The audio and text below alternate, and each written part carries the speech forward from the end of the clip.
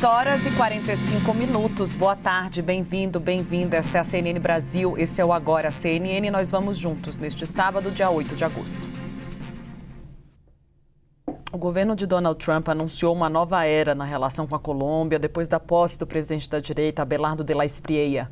Num comunicado, Washington anunciou que pretende destinar $1 bilhão em ajuda à nova administração.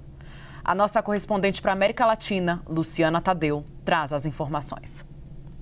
Após a posse de Abelardo de la Espriella como novo presidente da Colômbia, nesta sexta-feira, o Departamento de Estado publicou um comunicado no qual afirma ter a intenção de, em conjunto com o Congresso dos Estados Unidos, destinar $1 bilhão em recursos para apoiar a atual administração colombiana.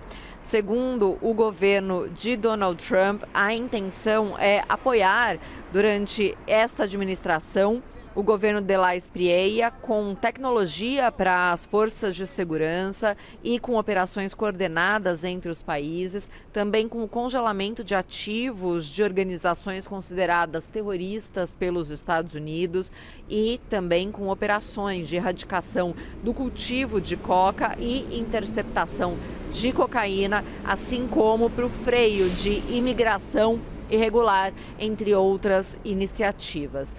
A administração de Donald Trump também afirmou ter a intenção de ajudar a Colômbia economicamente com fundos de ajuda humanitária para combater os efeitos do El Niño no país, também com a ajuda para explorar investimentos em minerais críticos e criar oportunidades para investidores norte-americanos no país. O governo de Abelardo de la Espriella já anunciou que vai estar alinhado de maneira muito próxima com o governo dos Estados Unidos e com Israel. De fato, anunciou uma reestruturação da sua política exterior, com o fechamento de 14 embaixadas, o fim dos laços diplomáticos com Cuba e com a Nicarágua, e vai ser uma mudança significativa em relação ao governo de Gustavo Petro, que acaba de deixar o poder. A última administração colombiana manteve uma relação muito conflituosa com os Estados Unidos, inclusive com Donald Trump chegando a insinuar um ataque à Colômbia nos moldes do que aconteceu na Venezuela. Luciana Tadeu, de Buenos Aires, para a CNN Brasil. Nós vamos seguir repercutindo esse assunto agora com o nosso analista de internacional, Lorival Santana. Tudo bem, Lorival? Bem-vindo ao nosso plantão de sábado, trazendo a forma como você enxerga essa aproximação dos Estados Unidos com a Colômbia, como isso pode impactar a política de segurança e combate ao narcotráfico na região. Boa noite, Tainá. É um prazer estar aqui com você e com quem nos acompanha. Realmente é uma sinalização extremamente eloquente do governo de Donald Trump. É claro que, em relação à Colômbia especificamente, existe uma longa história de uma cooperação com financiamento americano. Eu cobri o lançamento do Plano Colômbia, lá na Colômbia, em 1999, que acabaria resultando em investimento total de $10 bilhões dos Estados Unidos ao longo de décadas e não só dinheiro, mas também cooperação militar para derrotar a guerrilha das Farc e do Exército de Libertação Nacional, conter o narcotráfico. O ELN ainda continua existindo, mas enfraquecido, bastante enfraquecido, e foi um plano que representou uma enorme projeção de poder dos Estados Unidos sobre a região andina. E eu digo que é uma sinalização porque o presidente Trump, o governo dele, lançou no ano passado a Estratégia de Segurança Nacional e a Estratégia de Defesa Nacional, dois documentos que colocam de forma claríssima o quanto o chamado hemisfério ocidental, ou seja, as Américas, é prioridade para o governo dele. É aqui que ele quer projetar poder, exercer influência e afastar os países da órbita da China. Então, esse certamente não será um movimento apenas em relação à Colômbia, mas em relação a todos os países da região. E por que eu digo que é uma sinalização eloquente? Porque presidente Trump deseja que os candidatos que ele apoia sejam eleitos. Ele já teve algumas perdas nesse sentido, né? Algumas derrotas nesse sentido no Canadá, na Austrália, na Hungria recentemente, os candidatos de direita que ele apoiou. O apoio dele, inclusive, sobretudo no Canadá e na Austrália, prejudicou os candidatos conservadores. Os liberais, progressistas que estavam mal nas pesquisas nos dois países foram impulsionados pelo apoio de Trump aos seus adversários. E ele não quer que isso se repita. Então, aqui no Brasil, por exemplo, ele está cauteloso, ele não está pessoalmente hostilizando o presidente Lula. O último encontro deles recente, ele foi amistoso com o presidente Lula. Claro que existem políticas do Departamento de Estado e do escritório do representante comercial que são políticas duras com relação ao Brasil. Mas o presidente Trump não, porque ele quer ter certeza de que é viável uma candidatura alternativa, no caso, sobretudo, de Flávio Bolsonaro, antes de apostar nela. Mas essa sinalização vale para todos os países aqui da região. Aqueles que, os eleitores, né, que elegerem os candidatos preferidos, alinhados com Donald Trump, sobretudo nessa questão da segurança pública, né, essa questão, o Daniel Pérez, que é o embaixador nomeado pelo Trump, não poderá assumir porque não recebeu o agremã do Itamaraty. Ele mencionou essa questão da ameaça que grupos do crime organizado no Brasil representam para os Estados Unidos. Então, isso é uma prioridade para o governo Trump e certamente é um incentivo que ele quer que todos os países vejam que, se seguirem as políticas por ele impulsionadas, receberão incentivos até financeiros. Pois é um perigo, né, para a gente que está nesse início de campanha aqui, Lorival. Recebe o eleitor aqui preocupado com segurança, né? Recebe uma sinalização dessa vinda do Trump num país próximo, quer dizer, pode mudar a opinião de muitos eleitores, é uma interferência, né? O Itamaraty tem tratado dessa forma, mas vai ficando mais claro a partir dessas ações, né, que estão sendo feitas com países próximos ao Brasil. Fica esse alerta. Obrigada, viu, Lorival, pela sua análise. Daqui a pouquinho a gente volta a conversar sobre outros assuntos. Olhando ainda aqui para o nosso quintal, para o governo do Brasil, a gente tem a possibilidade de escalar as tensões com os Estados Unidos, aqui, pelo menos por hora, descartada, segundo o governo. A decisão vem depois de o Senado americano aprovar a indicação de Daniel Pérez, o político republicano, indicado por Trump para assumir a embaixada dos Estados Unidos no Brasil. Danilo Moliterno, vamos falar sobre o assunto? Você traz para a gente, portanto, que há uma percepção de momento do governo do Brasil de que não vai haver mais uma escalada da crise com os Estados Unidos?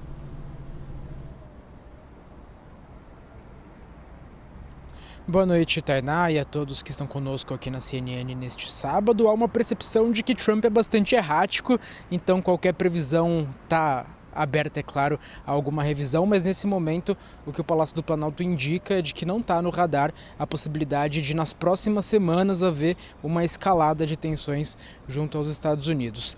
A tendência, segundo o Palácio do Planalto, segundo também algumas fontes do Itamaraty, é de que essa relação permaneça inalterada daqui até as eleições ao menos. Então, a gente não teria essa relação melhorando, uma aproximação entre Brasil e Estados Unidos, mas também não teria essa relação ficando ainda mais tensa. E aí vale a gente mencionar os fatos que a gente teve nessa semana. O Lorival já mencionava por aqui. A gente teve os Estados Unidos retirando o visto de Maria Luísa Viotti, que é a embaixadora do Brasil nos Estados Unidos, sob a argumentação de que o Brasil, por exemplo, estava demorando para conceder o agremã, que é essa aprovação para o embaixador indicado dos Estados Unidos, Daniel Pérez, deputado na Flórida. Então a gente teve essa como a argumentação. O Palácio do Planalto, no primeiro momento, adotou cautela a fazer essa avaliação, mas indicou que vai manter Maria Luísa Viotti nos Estados Unidos, até porque a percepção é de que essa decisão dos Estados Unidos seria, de certa forma, simbólica, ou seja, Maria Luísa Viotti teria perdido a sua possibilidade, a sua permissão de múltiplas entradas nos Estados Unidos, mas poderia continuar no país, inclusive na embaixada, exercendo as suas funções. E só teria algum problema caso deixasse os Estados Unidos Unidos e tentasse retornar ao país norte-americano. Por isso, a decisão foi de manter ela por lá neste momento e não escalar ainda mais as tensões. E aí vale a gente mencionar, só para finalizar, que enquanto a gente tem o Palácio do Planalto fazendo essa avaliação, que vocês também mencionavam, de que essa seria mais uma interferência política, já que os Estados Unidos não teriam acelerado os trâmites por um embaixador aqui no Brasil, deixou as relações no nível de encarregados de negócio e agora, mais perto das eleições, indicou esse embaixador. Por outro lado, a gente tem aqui em Brasília, nos bastidores, uma conversa de que Lula poderia ter iniciativa de um telefonema para Trump. Inclusive, Lula participou de uma reunião com aliados do PSOL e Rede no Palácio da Alvorada nessa semana e disse nessa reunião, segundo pessoas que estiveram no encontro, que telefonaria para o presidente norte-americano. Então a gente fica de olho nos desdobramentos sobre essa relação. Com certeza. Obrigada, Danilo, pelas informações. O presidente Lula voltou a falar hoje sobre a queda do desmatamento no Brasil. Diz que vai mostrar os dados ao amigo Donald Trump. Vamos ver na íntegra.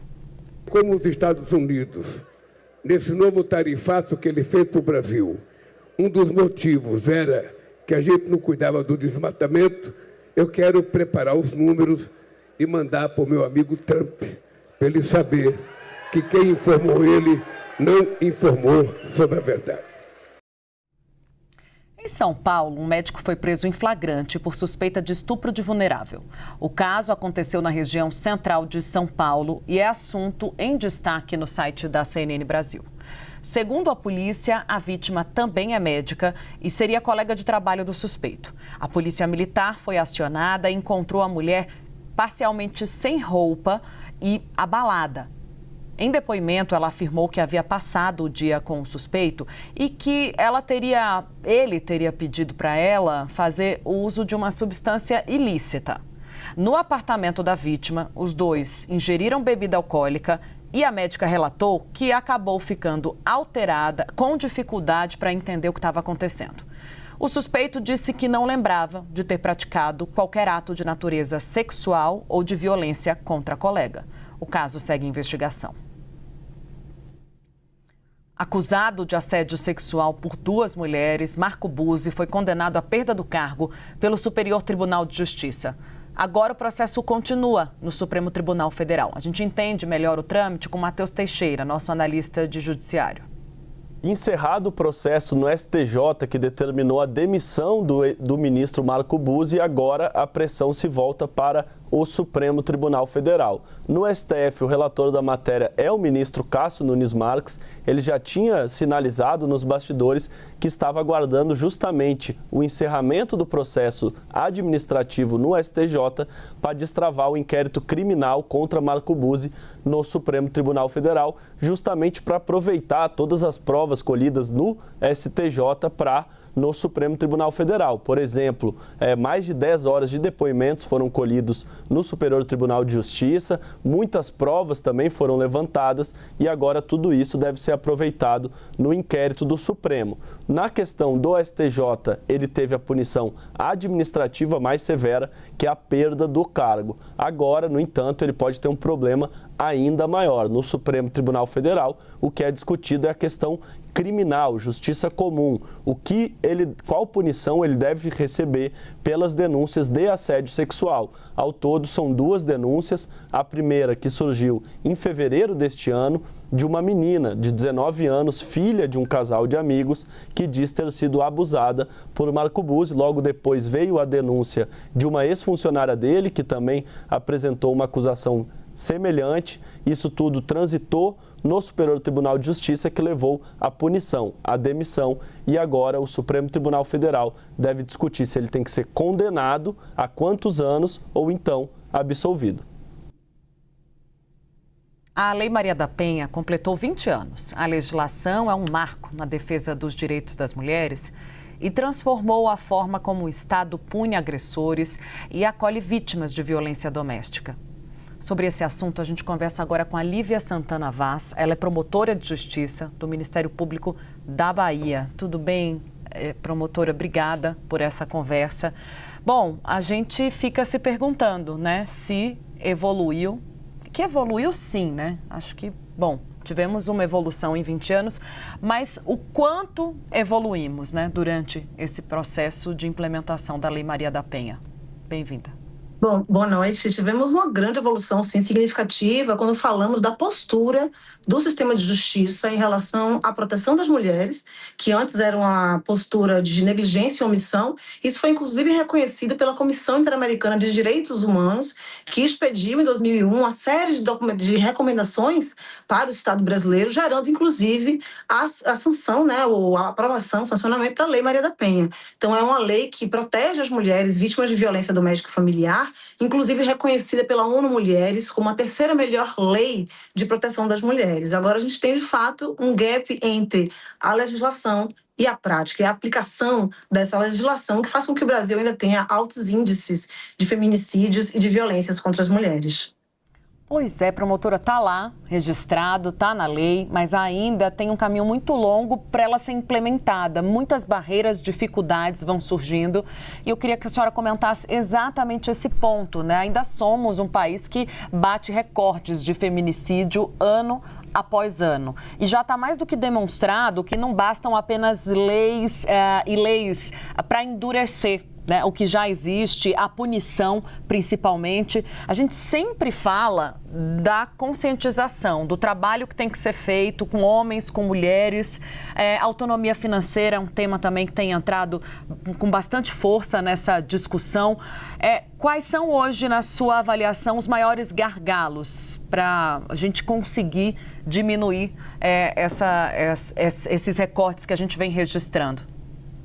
Então, Tainá, eu também sou muito reticente com esse pensamento punitivista, que acredita que aumentar penas vai garantir a segurança das mulheres. Isso não acontece no Brasil. Nós precisamos, além da legislação de responsabilização criminal, que de fato a Lei Maria da Penha e a Lei de Feminicídios também de 2015 nos traz, nós temos que ter uma mudança de cultura, né, que vinha desde a educação básica até o próprio letramento do sistema de justiça e do poder público. A sociedade hoje já entendeu, e a Lei Maria da Penha talvez seja uma das mais conhecidas do Brasil, que nós precisamos sim interferir em casos de violências contra as mulheres. O que nós precisamos para evoluir ainda mais, né, evoluir para além da letra fria da lei, é conseguir políticas públicas efetivas que reforcem a estrutura da rede de proteção. E essa rede de proteção vai desde as relações sociais, pessoais, familiares dessas mulheres, até as delegacias, né, de atendimento especializado de proteção às mulheres, as DEANs, também passando pelas casas da mulher brasileira. Pouquíssimos estados possuem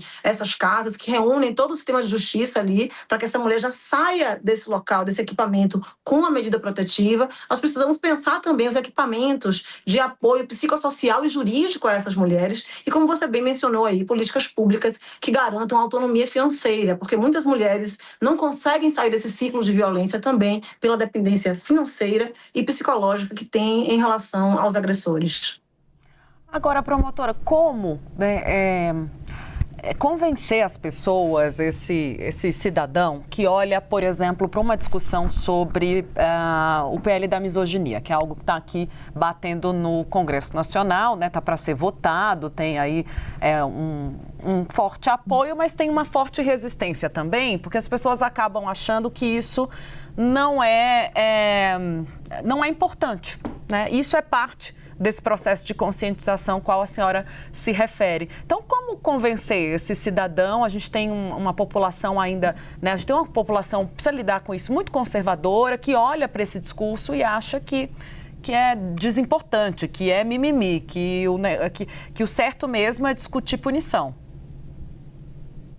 A Anistia Internacional, Tainá, tem um iceberg das violências contra as mulheres, que eu considero muito importante para essa reflexão nossa aqui hoje, que mostra a parte visível do iceberg como as violências que a gente costuma considerar importantes em termos de responsabilização, né? O feminicídio, as agressões físicas, né? O xingamento, as agressões sexuais também. Porém, a parte submersa, que é muito mais profunda desse iceberg, tem violências que costumamos chamar de simbólicas, como se elas não fossem importantes. Então, essas pequenas violências, ou ditas simbólicas, elas vão normalizando as violências contra as mulheres e vão chegar ao ápice, que é o feminicídio, que são as violências mais graves. Portanto, é preciso deixar de naturalizar as violências contra as mulheres. E essas violências também, não à toa, em ano de eleição, elas atingem o seu pico quando nós vamos tratar da violência política contra as mulheres. É uma sociedade que entende que as mulheres não devem ocupar espaços de poder e decisão, que entende que essas mulheres não devem reger suas próprias vidas, porque a reação da sociedade ainda é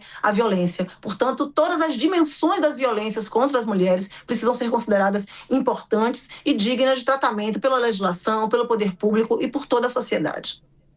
E tem um fato novo, né? Bom, que a gente vê que ganhando corpo, promotora, cada vez mais, que são esses fóruns de internet, esse grupo que atua na chamada machosfera, os Red Pills, são aqueles propagadores de ódio contra a mulher com um discurso que ele vem embalado na ideia de conservadorismo, né? De como a mulher ideal para aquele grupo deve se comportar, como o homem ideal deve existir. Bom, isso tudo, na verdade, é embalado dessa forma que vem de um discurso aceito por boa parte da sociedade e culmina, muitas vezes, na violência contra a mulher, principalmente pelos jovens.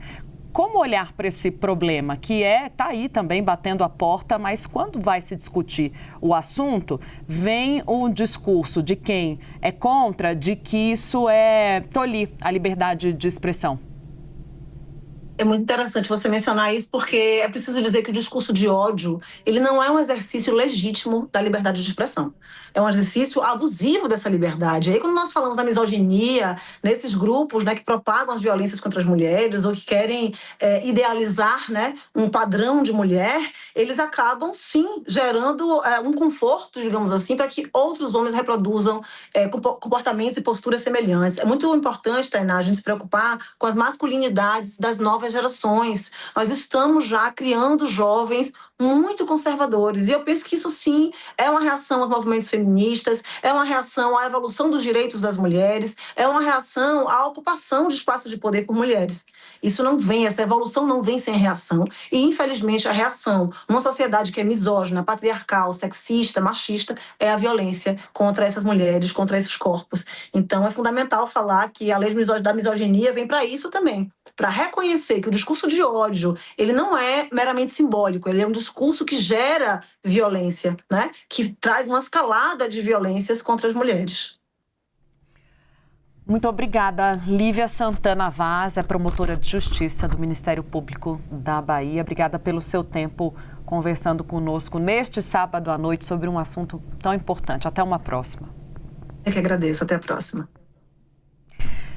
E o ministro Alexandre de Moraes negou a visita dos filhos ao ex-presidente Jair Bolsonaro. A defesa havia solicitado a ida de Flávio, Carlos e Renan para a comemoração do Dia dos Pais. Danilo Moliterno chega com mais detalhes da decisão. Oi, novamente, Tainá, e a todos ligados aqui na CNN. A gente tinha esse pedido da defesa para uma visita excepcional a Jair Bolsonaro, uma visita que teria esse caráter humanitário e familiar, segundo a defesa de Bolsonaro, visando preservar esse laço entre o ex-presidente e os seus filhos, mas Alexandre de Moraes decidiu negar esse pedido de visita. E o que Alexandre de Moraes argumenta nessa decisão em que ele nega esse pedido de visita? Basicamente que há sanções colocadas, estabelecidas hoje, que impedem a possibilidade de que essa visita aconteça. A principal delas, aquela sanção de Alexandre de Moraes a Jair Bolsonaro, que impede que, no período de 30 dias, ele receba qualquer visita, a não ser de seus advogados e médicos, devido à violação por Jair Bolsonaro de algumas das restrições que foram impostas ao ex-presidente por Alexandre de Moraes no momento em que, devido a problemas de saúde de Jair Bolsonaro, ele concede ao ex-presidente a prisão domiciliar. Mas vale a gente mencionar também que no caso específico do filho mais velho de Flávio Bolsonaro, senador e candidato à presidência da República, a gente tem uma sanção adicional e exclusiva a Flávio. Alexandre de Moraes proibiu que por 90 dias o senador visite o seu pai, período inclusive cujo término coincide com as eleições de 2026, devido à leitura por Flávio Bolsonaro daquela carta escrita por Jair em que ele reitera o apoio à sua candidatura. Carta essa que foi lida no momento de turbulências que atingiam a candidatura de Flávio Bolsonaro. E aí vale a gente mencionar que no momento em que a gente tem essa transferência de Bolsonaro para a prisão domiciliar, a gente tem uma série de sanções estabelecidas, entre elas a sanção de que a restrição de que Jair Bolsonaro não poderia fazer manifestações desse tipo, nem mesmo por terceiros, o que, segundo Alexandre de Moraes, justificaria essa restrição, essa limitação de visitas ao ex-presidente da República. Para finalizar, vale a gente mencionar que já temos posicionamentos de Flávio Bolsonaro também na defesa de Jair Bolsonaro. O senador foi às suas redes sociais e indicou que estariam lesando a liberdade de seu pai, mas afirmou na sequência que isso está para mudar, foi o que disse Flávio Bolsonaro. A gente também teve, como disse, a defesa de Jair Bolsonaro, que, é claro, criticou essa decisão e repudiou essa negativa do ministro do Supremo Tribunal Federal. Obrigada, Danilo. A Agência Nacional de Proteção de Dados abriu um processo de fiscalização contra o Discord para apurar indícios de falhas na proteção das crianças e adolescentes. O Discord tem 5 dias para apresentar informações sobre mecanismos existentes para prevenir e combater violações graves contra menores de idade. Caso essas irregularidades sejam confirmadas, o Discord pode sofrer algumas medidas corretivas, que incluem multa de até 50 milhões por infração. Na sexta, a plataforma disse que vai apresentar um plano de ampliação da proteção de menores de idade na rede social. Essa medida foi uma cobrança feita pela Advocacia Geral da União durante uma reunião com representantes do Discord. A primeira-dama Janja voltou a pedir o banimento da plataforma do Brasil. Durante um evento ao lado do presidente Lula, ela afirmou que a plataforma não respeita o Estatuto da Criança e do Adolescente. Só assim a gente pode garantir a segurança de crianças e mulheres. O que acontece no submundo dessa plataforma é um absurdo, foi o que disse a primeira-dama Janja. As Big Techs estão pedindo ao Supremo Tribunal Federal que seja criado um período para se adaptarem às novas regras das redes sociais aprovadas pela Corte no ano passado. A gente traz agora Matheus Teixeira com mais informações. O Supremo Tribunal Federal deve reafirmar seu entendimento no sentido de ampliar a responsabilidade das Big Techs sobre o que é publicado nas redes sociais. O julgamento do STF, que começou ainda no ano passado, teve um novo capítulo no começo de junho e agora deve ser definitivamente encerrado a partir de um julgamento no plenário virtual, que está marcado para acontecer a partir da próxima quarta-feira. Deve durar uma semana. Nesse período, os ministros têm para depositar os seus votos no sistema virtual do Supremo Tribunal Federal. Em junho do ano passado, ou seja, de 2025, o Supremo determinou que o Marco Civil da Internet, que dizia que as empresas poderiam ser responsabilizadas apenas em caso de descumprimento de decisão judicial que determinava a retirada de um conteúdo, era inconstitucional e determinou que as plataformas têm responsabilidade, sim, de moderar os conteúdos que ali estão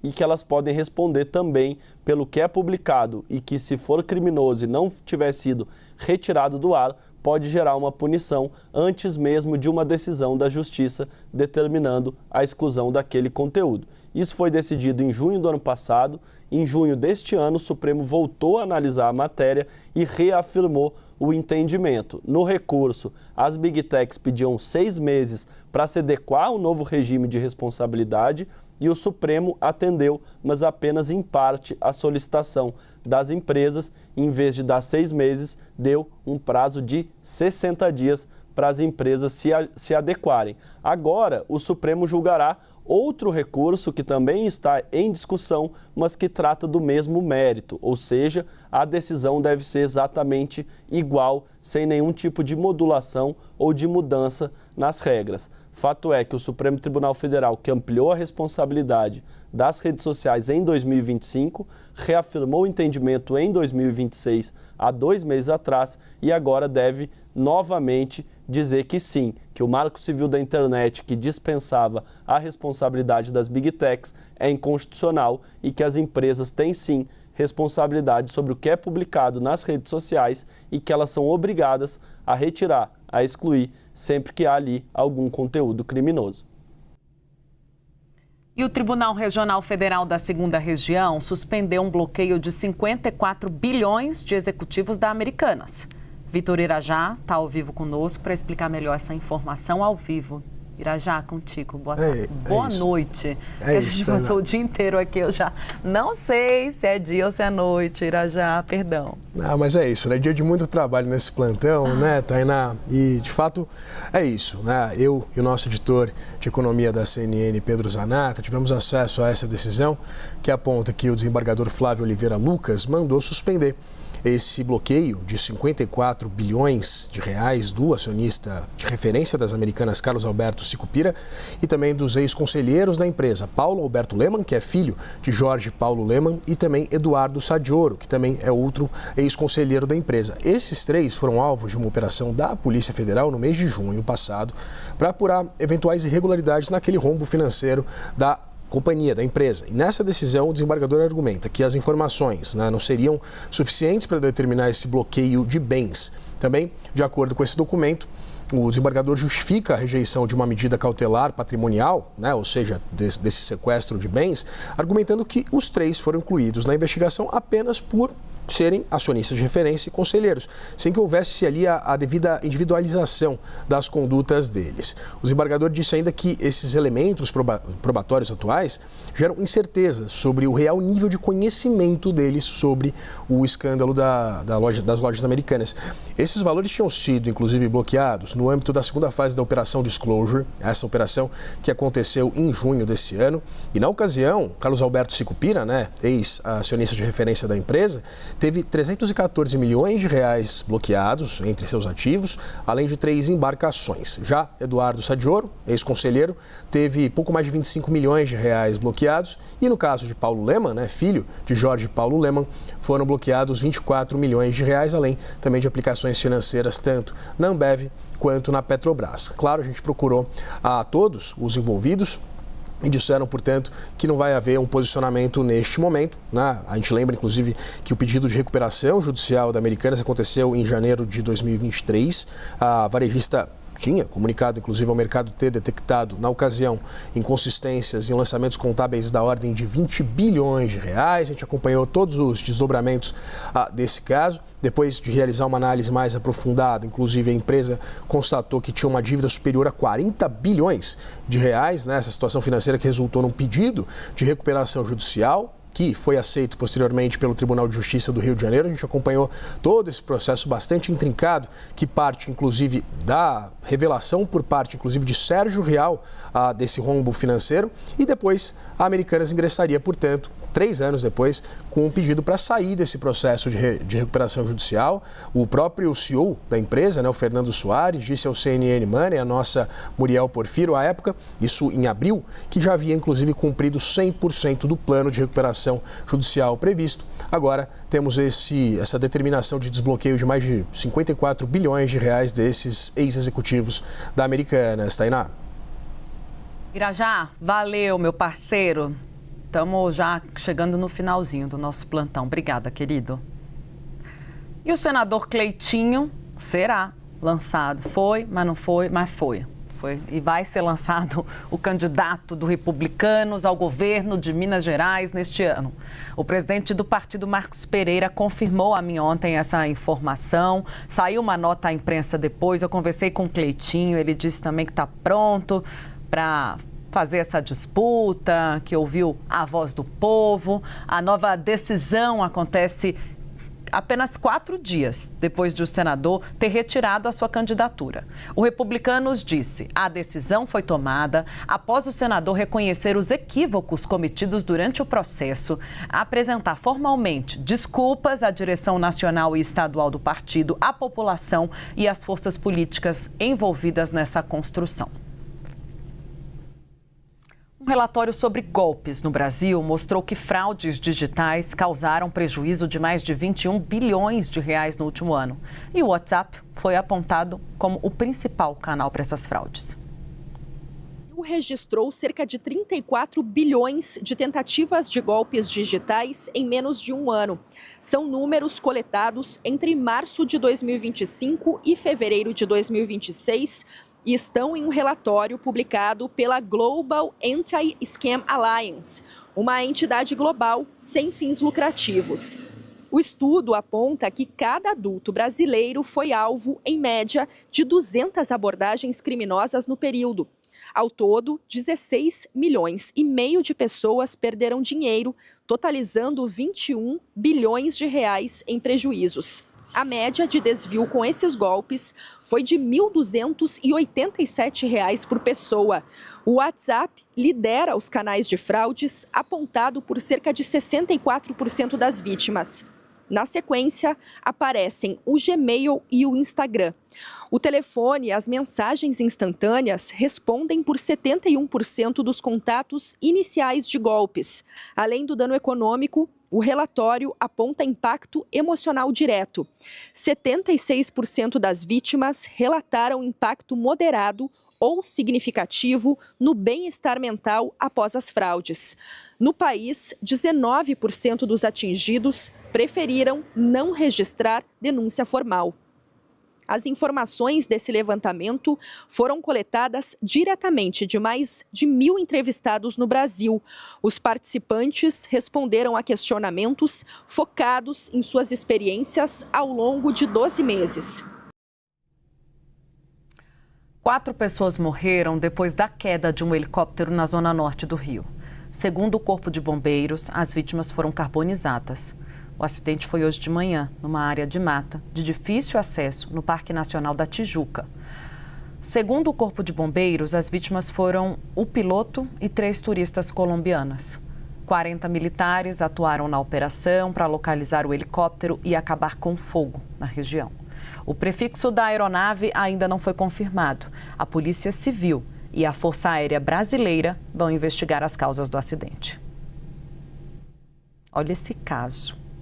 Em São Paulo, uma onça parda, invadiu um condomínio e atacou um pitbull. Isso foi na região da Serra da Cantareira, na zona norte da capital paulista. Tem as imagens do circuito de segurança do condomínio mostrando a onça caminhando dentro do lugar lá. Olha só, ela está dentro do condomínio antes do ataque. A CNN Brasil conversou com a tutora do pitbull que foi atacado. Ela contou que a onça entrou na área externa da casa dela de madrugada. O pitbull, que tem o nome de Hanar, correu e entrou em confronto com a onça. A tutora disse que é Ragner o nome dele. Ragner levou 32 pontos, tadinho, em várias regiões do corpo. Perdeu parte da gengiva do lado esquerdo com essa. Ficou aí, coitado, né? Numa pior, mas sobreviveu. Tá bem. Jorge Messi, pai e empresário do craque argentino Lionel Messi, morreu neste sábado numa clínica na cidade de Rosário. A Luciana Tadeu, nossa correspondente para a América Latina, traz informações direto de Buenos Aires. O pai de Lionel Messi vinha lutando contra problemas de saúde, pelo menos desde a Copa do Mundo, e faleceu na madrugada deste sábado na instituição hospitalar onde estava internado em Rosário, cidade natal do astro argentino. A primeira confirmação veio do Clube Atlético Newell's Old Boys, onde Messi jogou durante a infância. A instituição manifestou profunda dor e pesar com a morte de Jorge Messi, que morreu aos 68 anos de idade, em Rosário. Afirmou que ele era um reconhecido torcedor da equipe, além de empresário e pai do capitão da seleção argentina, e que atuou como um forte alicerce com visão, rigor e afeto na carreira de Messi. Jorge Messi atuou como empresário do filho e foi fundamental para decisões ao longo de toda a sua carreira. Desde a infância, quando Messi teve que passar por um tratamento hormonal para crescimento, até esses últimos anos, com decisões sobre mudança de clube. Aqui na Argentina, a morte gerou comoção. Praticamente todos os times se manifestaram com mensagens em homenagem a Jorge Messi e pesar pela sua morte. Caso do River Plate, São Lourenço, Boca Juniors, Argentino Juniors, Independiente e Racing Club. Além disso, a Confederação Sul-Americana de Futebol, a Conmebol, a Associação do Futebol Argentino, a AFA, e a Federação Espanhola de Futebol também publicaram mensagens de pesar. A AFA determinou que em todos os jogos desse fim de semana será realizado um minuto de silêncio. Luciana Tadeu, de Buenos Aires, para a CNN Brasil. Messi deve chegar por volta das 8 horas da noite a Rosário, num voo particular vindo de Miami, nos Estados Unidos, para se despedir do pai durante um velório reservado. A mídia iraniana divulgou um vídeo sem data do líder supremo do Irã, Mujtaba Khamenei. As imagens são as primeiras que surgem agora publicamente do filho do Ayatollah Ali Khamenei desde a nomeação dele em março, após a morte do pai, no início da guerra com Israel. No vídeo, Mujtaba Khamenei aparece dando uma aula religiosa para um grupo de pessoas. As imagens parecem ter sido gravadas antes da guerra. Fontes afirmaram à CNN que, na época da nomeação de Mujtaba, ele havia sofrido uma fratura no pé e pequenos cortes no rosto. No vídeo, ele não aparece com esses ferimentos. Na Rússia, cresce a polêmica em torno das chamadas viúvas negras. São mulheres que, em pouco tempo de relacionamento, elas se casam com soldados que vão para a guerra contra a Ucrânia e que morrem no campo de batalha. Com isso, essas mulheres recebem dinheiro do governo. São golpes que estão ficando cada vez mais comuns, como a gente assiste agora na reportagem do correspondente Matthew Chance, da CNN. A mass wedding of Russian soldiers before they're packed off to the front lines. Разрешите вам пожать руку, да, и сказать спасибо, что вы не убежали. But not all marriages offer love. Russian military wives get thousands of dollars compensation if their husbands are killed in action. And officials say ruthless scammers dubbed Black Widows are now tricking vulnerable recruits into wedlock. The father of Maria from St. Petersburg died after being shot in Ukraine last year. She told me she only found out her dad had joined the army after he was killed, and only then that he had a new wife. How did you feel when you found out that your dad had got married just days before he went off to war? Было ощущение, что это все неправда. То есть я даже несколько раз переспросила, мне выдавали документы о смерти. Мне спросили, а он женат? Я сказала, нет, он не женат. И I simply didn't know what to say to her because I suspected it was a scam. It's just one suspected case in a growing number, scandalizing Russia. With the war in Ukraine now in its 5th year and casualty rates at catastrophic highs, it's hard to imagine there are people out there marrying vulnerable men and encouraging them to join the military just so they might financially benefit if they're killed on the front lines. No wonder there's outrage across Russia at the spread of these Black Widow scams. Ольга Костырка считает, что ее сына... There are numerous allegations of recruits honey-trapped before dying on the front lines, even marrying on their deathbeds in hospital. This woman, who married a soldier 10 days after meeting him, then posted images of herself with other men, was branded a Black Widow in the Russian media and denied compensation when her husband was killed before their divorce went through. She denied any wrongdoing, saying the allegations had blackened her name. But there's growing public anger at how cynical some Russians have become about the war, which the Kremlin calls its special military operation. Мне уже за 30, да? Мне что сейчас делать, если я хочу квартиру? Где мне брать деньги? Да все легко и просто. Находишь сейчас мужчину, который служит на СВО, он погибает, и ты получаешь 8 миллионов. Я ни в коем случае просто... The podcasters were prosecuted and forced to apologize, a rare intervention by the Russian courts. Вот этот вот... Back in St. Petersburg, Maria takes us to the block where her dad's old apartment has now been sold off, convinced he was also scammed out of his home. Do you know who the new owner is? How many years did your dad live here? 5 лет. 5 years. This is it. It's open. Behind the broken door, the new occupants insist it was a legitimate sale and that they never even met the seller. It means the money and the widow, just like Maria's dad, are now long gone. Você fica agora com CNN Sinais Vitais, Inteligência Artificial na Saúde. Boa noite, obrigada pela sua companhia. Amanhã a gente se vê. Pense bem, pense CNN. Tchau, tchau.